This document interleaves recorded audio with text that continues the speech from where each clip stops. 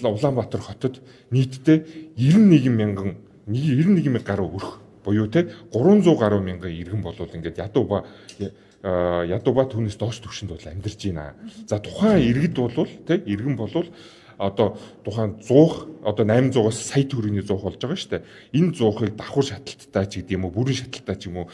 За борг энгийн уламжлалт 100 авах юм чадваргүй айл нөхцөл байгаа. За энэ айлуудыг зайлшгүй нөгөө нэг угаарталтаас урдсан сэргийлэх. За нөгөө нэг агаар хүчний бохирдлыг бууруулах. За тухайн айл нь бол зарим айлуудаар явж судалгаа хийгээ явахад бол юутай 3-аас 4 хүүхэдтэй бүр түүнээс дээш хүүхэдтэй өрх толгоосын эцэг эхчүүд те амжиргааны түвшин доогуур ийм айлууд бол байгаамаа.